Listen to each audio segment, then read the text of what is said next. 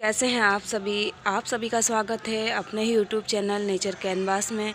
आपके दिन की शुरुआत मेरे गार्डन के इन सुंदर सुंदर गुलाब के फूलों के साथ। बहुत ही खूबसूरत लगते हैं फ्लावर मुझे।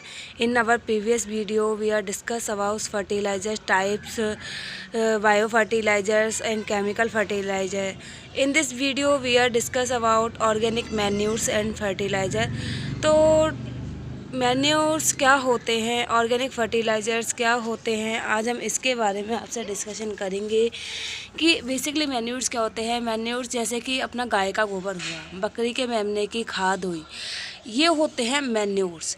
जो इनको बेसिकली मैन्योर्स बोला जाता है, मैन्योर्स यही होते हैं। जैसे कि बर्मी कंपोस्ट हुआ, वो केचुए का जो हमारा वेस्ट निकलता है वो होता है। तो जो हमारे एनिमल्स हैं, यूज़फुल एनिमल्स हैं, उनसे हमें जो वेस्ट मिलता है वो मैन्योर्स होते हैं। कंपोस्ट खाद हुई, ये होते हैं हमारे ऑर्गेनिक मैन्योर्स। तो ऑर्गेनिक मैन्योर्स को हम 3 कैटेगरीज में डिवाइड कर सकते हैं। एक कैटेगरी, फर्स्ट कैटेगरी जो होती है वो होती है हार्ड फर्टिलाइज़र। हार्ड फर्टिलाइज़र जैसे कि मैंने बताया मैन्योर होते हैं अपना गाय का गोबर हो गया, और जैसे कि बकरी के मेमने की खाद हो गई, वर्मी कंपोस्ट हो गया, कंपोस्ट हो गया। इन्हें हार्ड फर्टिलाइज़र इसलिए कहा जाता है क्योंकि जब हम इन्हें अपने प्लांट में देते हैं तो इनको डीकम्पोज़ होने में, इनको अपना मतलब असर दिखाने में टाइम लगता है। जब ये एक स्लो रिलीजिंग फर्टिलाइज़र की तरह काम करते हैं। ये नहीं कि आज आपने अपने प्लांट्स को इन्हें दिया और कल ही आपको इनका रिजल्ट देखने को मिल जाएगा। इनका रिजल्ट आते आते कभी कभी 15 से 20 दिन भी लग जाते हैं, क्योंकि ये धीरे धीरे डीकम्पोज होते हैं और धीरे धीरे सॉइल में अपने न्यूट्रिशन को देते हैं। तो ये होते हैं हार्ड फर्टिलाइज़र। हार्ड फर्टिलाइज़र में ये हुआ कि आपने कोई भी खाद को डायरेक्ट अपने सॉइल में मिक्स किया तो हार्ड। अब बात करते हैं कि हार्ड फर्टिलाइज़र, हमें हार्ड मैन्योर अपने प्लांट्स को कब देनी चाहिए। स्क्रीन पर देखा कि ये 3-4 तरह के ये मैन्योर थे हमारे। अब आप देखिए कि हमें अपने ये हार्ड मैन्योर है अपने प्लांट्स को कब कब देने चाहिए। ये प्लांट्स को हमें साल में 2 बार देने चाहिए, जब हम अपनी पॉटिंग सॉइल चेंज करते हैं। जैसे कि विंटर्स में चेंज करते हैं तो आप सितंबर अक्टूबर में आप अपने प्लांट्स को हार्ड फर्टिलाइज़र दे सकते हैं, और समर्स की जब आप पॉटिंग सॉइल बनाते हैं फरवरी में तो आप फरवरी मार्च में, तो आप उस टाइम अपने प्लांट्स को हार्ड मैन्योर दे सकते हैं। हार्ड मैन्योर्स अगर आप और देना चाहते हैं, क्योंकि कंटेनर गार्डनिंग में हमारे प्लांट्स को फर्टिलाइज़र की बहुत ज़्यादा ज़रूरत होती है, तो आप रेनी सीजन से पहले भी दे सकते हैं। जब 1-2 बारिश पड़ती हैं आप उस समय दे दीजिए, जिससे आपके प्लांट एक्सेस हीट से बर्न नहीं होंगे और रेनी सीजन के आते आते वो अच्छे से आपकी सॉइल में मिक्स हो जाएंगे। अदरवाइज़ उसके बीच में कभी भी हार्ड मैन्योर अपने प्लांट को नहीं देना चाहिए। अब बात करते हैं कि लिक्विड मैन्योर जो होते हैं, लिक्विड फर्टिलाइज़र होते हैं, उनके बारे में हम बात करेंगे। तरह की कैटेगरीज होती हैं वो देखिए, जैसा कि वो उसमें एक होती है सेमी हार्ड फर्टिलाइज़र्स जो होते हैं, मैन्योर्स होते हैं, और दूसरी होती है इंस्टेंट फर्टिलाइज़र। अब ये instant fertiliser semi hard fertilisers में क्या डिफरेंस है ये मैं आपको बताती हूँ। सेमी हार्ड फर्टिलाइज़र्स वो होते हैं जो कि आप अपने प्लांट में लिक्विड कंसंट्रेशन फॉर्म में देते हैं। जैसे कि आपने मस्टर्ड केक फर्टिलाइज़र बनाया, मस्टर्ड केक फर्टिलाइज़र को बनाने में आपको कम से कम सर्दियों में 7 से 8 दिन लगते हैं और गर्मियों में 3 से 4 दिन में बनके वो तैयार हो जाता है। और जैसे कि बनाना पील फर्टिलाइज़र हुआ, और भी कई तरह के, जैसे हम अपने किचन वेस्ट से निकलने वाला लिक्विड फर्टिलाइज़र बनाते हैं। कोई भी वेस्ट से, हमारे ऑर्गेनिक वेस्ट से जो हमारे किचन से निकलता है, उसको अगर हम अब लिक्विड फॉर्म में बनाते हैं, उससे फर्टिलाइज़र बनाते हैं, तो उसे बनने में 3 से 4 दिन आराम से लगते हैं समर्स में, और विंटर्स में ये टाइम 7 से 8 डेज़ ले लेता है।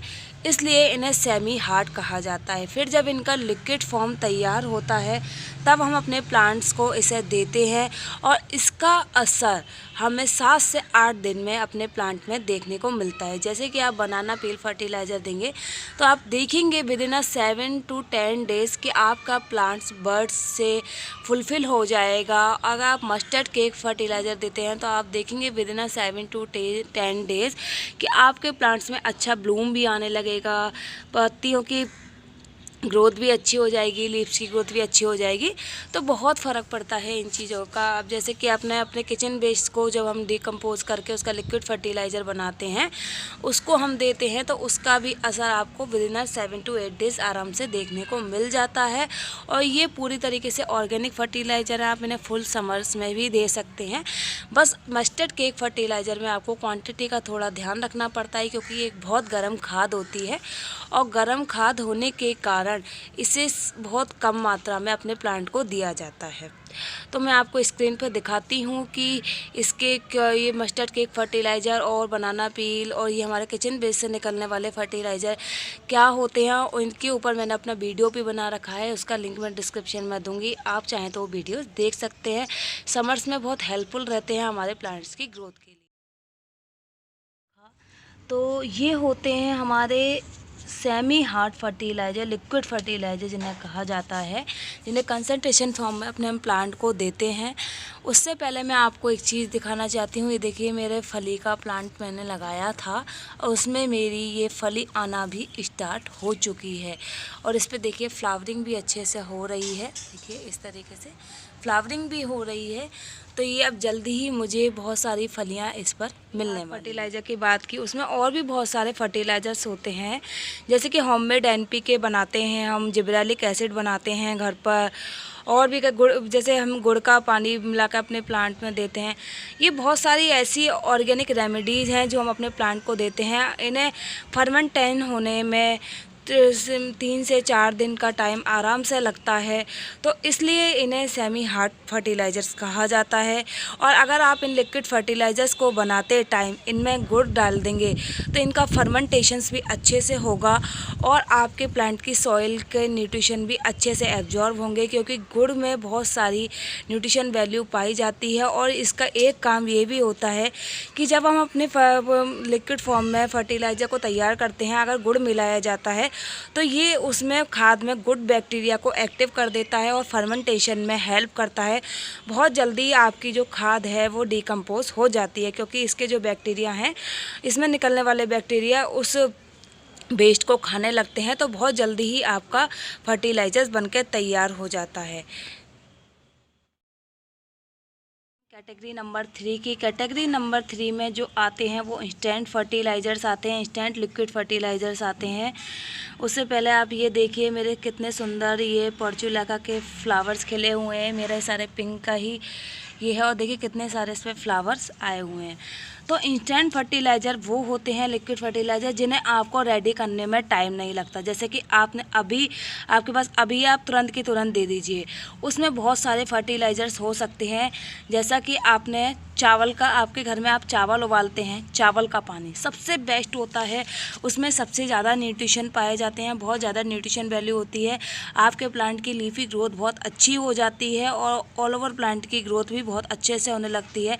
और कहते हैं प्लांट में कोई भी डिजीज़ हो तो उसके पानी का स्प्रे करने से आपके प्लांट की डिजीज़ भी ख़त्म होती हैं।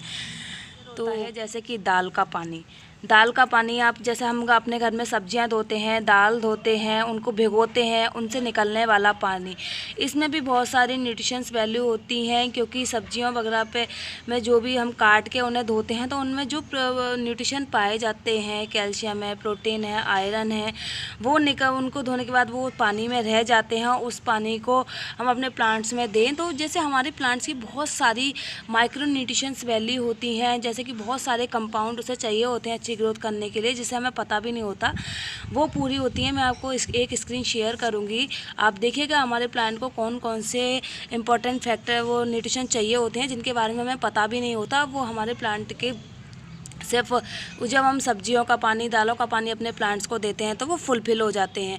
और सबसे बड़ी बात ये कि जैसे कई बार हम क्या होता है अपने घर में राजमा भिगोते हैं, रात में रमास भिगोते हैं, मूंग वगैरह ये सब चीज़ें भिगोते हैं, जो रात का रखा हुआ पानी होता है उसमें सबसे ज़्यादा न्यूट्रिशन वैल्यू होती है, और बहुत सारी माइक्रो न्यूट्रिशन जो हमारे प्लांट को ज़रूरत होती है उनको वो फुलफिल करती है। वो स्किन जो मुझे आपके साथ शेयर करनी थी, आप इसे देख सकते हैं। उबालते होंगे, और जब आलू को उबालते हैं उसके पानी में बहुत ज़्यादा स्टार्च पाया जाता है। उस स्टार्च के पानी को आप फेंकें ना, अपने प्लांट्स में दें। कभी हम हरी सब्जियां काटते हैं, जैसे कि पालक है, मेथी है, धनिया है, पुदीना है, इनको भी काट के जब हम वॉश करते हैं या फिर काटने से पहले वॉश करते हैं, इसके पानी को भी हम अपने प्लांट्स में दे सकते हैं।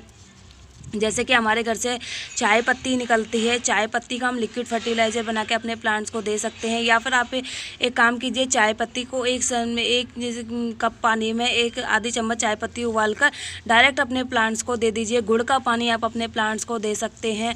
बहुत सारी ऐसी चीज़ें हैं जो हमारे किचन वेस्ट से निकलती हैं, और ऐसी बहुत सारी चीज़ें हैं जिनके बारे में हमें पता भी नहीं। जैसे छाछ होती है, छाछ का लिक्विड फर्टिलाइज़र बनाकर आप अपने प्लांट को दे सकते हैं। ये इंस्टेंट फर्टिलाइज़र है, इनके लिए आपको कोई प्रिपरेशन करने की ज़रूरत नहीं है। बस आपको इतना करना है कि जैसे कि आपने चावल के माड़ का पानी लिया, आपको उसमें 1 मग में आप 5 मग पानी मिक्स कीजिए। डायरेक्ट नहीं देना है आपको, वरना आपके प्लांट में फंगस लगने की समस्या भी हो सकती है। तो वो आप अपने प्लांट्स को डायरेक्ट दे सकते हैं। तो फिर आप उसे अगर आपका लिक्विड फर्टिलाइज़र बहुत ज़्यादा गाढ़ा है, बहुत ज़्यादा थिक है, तो आप उसको कंसिस्टेंसी फॉर्म में लाइए, तब अपने प्लांट्स को प्रोवाइड कराइए। अब जैसे कि चाय की पत्ती का पानी में बनाया आपने 1 कप में आप 3 कप वैसा नॉर्मल पानी मिलाइए, आप अपने प्लांट को दे दीजिए। तो इस तरह, और जबकि सब्जियों और दालों का जो डायरेक्ट पानी निकलता है, आप उन्हें ऐसे ही भी दे सकते हैं। तो इन सब में बहुत ज़्यादा न्यूट्रिशन वैल्यू होती है। ये सारे ऑर्गेनिक मैन्योर हैं और इनका कोई भी हार्म इफेक्ट नहीं है, बल्कि आप देखेंगे कि आपके प्लांट्स की ग्रोथ बहुत हेल्दी रहती है। आपके प्लांट बहुत, देखिए मेरा ये प्लांट अब मई ख़त्म होने को आ गया और यहाँ मेरे पास कोई भी ग्रीन नेट नहीं है। तपती गर्मियाँ पड़ा है, उसके बाद भी अभी तक ये ब्लूम कर रहा है और कितना हरा भरा है। बस मैं कुछ नहीं करती हूँ अपने प्लांट्स को, केवल इनमें लाके अपनी सब्जियों का और किचन वेस्ट का पानी देती रहती हूँ, और महीने में 1 बार मस्टर्ड केक फर्टिलाइज़र देती रहती हूँ। तो इस तरीके से मेरे प्लांट हेल्दी रहते हैं। तो यही कुछ टिप्स होती हैं। आप इनका फोलियर स्प्रे भी कर सकते हैं। अब जैसे कि अपने प्लांट्स को अगर आपके प्लांट्स पे पेस्ट वगैरह का अटैक है, तो आप चिल्ली गार्लिक का पेस्ट बनाकर उसका स्प्रे कर सकते हैं। एलोवेरा का जेल बनाकर उसे पानी में डाइल्यूट करके आप अपने प्लांट को दीजिए। आपके प्लांट पर फ्लावरिंग बहुत अच्छे से आएगी। एलोवेरा का जो लिक्विड फर्टिलाइज़र हम अपने प्लांट पे स्प्रे करते हैं, तो हमारे प्लांट्स में ब्लूमिंग बनाना पील फर्टिलाइज़र से भी आती है। ये मैंने अपने प्लांट्स पर करके देखा था, इसका रिजल्ट भी बहुत अच्छा था। तो केमिकल चीज़ों में जाने की बजाय हम जितना ऑर्गेनिक, हमारे घर से निकलने वाली चीज़ों को हम जितना इम्पोर्टेंस देंगे, उतना ही हमारे प्लांट्स के लिए बहुत अच्छा रहेगा। क्योंकि हमारे घर से किचन वेस्ट में इतने फर्टिलाइज़र्स हैं कि जितना हम केमिकल फर्टिलाइज़रों पे हमें जाने की ज़रूरत ही नहीं है। प्रकृति ने हमें बहुत कुछ दिया है और उसी का हमें सही ढंग से यूज़ करना आना चाहिए। तो आशा करती हूँ दोस्तों, आपको मेरी ऑर्गेनिक मैन्योर से रिलेटेड ये जानकारी पसंद आई होगी। मेरे चैनल को लाइक कीजिएगा, सब्सक्राइब कीजिएगा, जुड़े रहिएगा नेचर कैनवास के साथ। हम आपके लिए नए नए वीडियोज़ लाते रहेंगे। अगली वीडियो में हम बताएंगे फर्टिलाइज़र को हमारे प्लांट में कितना देना चाहिए, कब देना चाहिए और किस तरीके से देना चाहिए। उस वीडियो को भी आप देख सकते हैं, बहुत इंपॉर्टेंट टॉपिक रहेगा वो। और आपका प्यार हमें इस वीडियो पे ज़्यादा से ज़्यादा मिलेगा, हम उम्मीद करते हैं। तब नोटिफिकेशन पाने के लिए बेल आइकन को दबा दीजिएगा, जिससे मेरी आने वाली वीडियो की नोटिफिकेशन आपको मिलते रहें। गुड बाय दोस्तों।